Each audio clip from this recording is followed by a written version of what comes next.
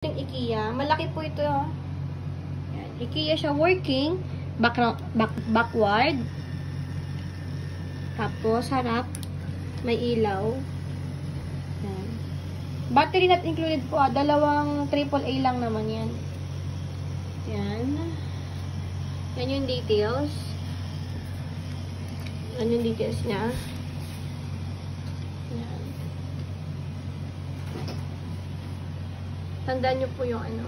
Save nyo po yung video. Bakit? Ayan. Dapat ano, align yung ano, train.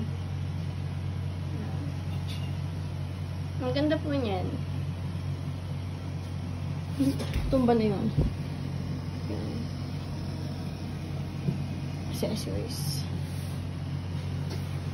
Kia. Kia pong brand. Ayan. Off ko muna. Sa gitna yung off. IKEA. Yan. Yan. Diba? Yan. Ganyan po siya kalaki. Ang laki po nito. Yan. Ang laki po niya. Nag-stop siya kasi tinan mo to. Ganun. Dapat ano, flatten. Yan.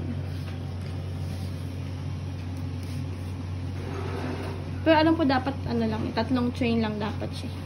Dinagdagan ko lang siya ng green kasi may sobra ako eh.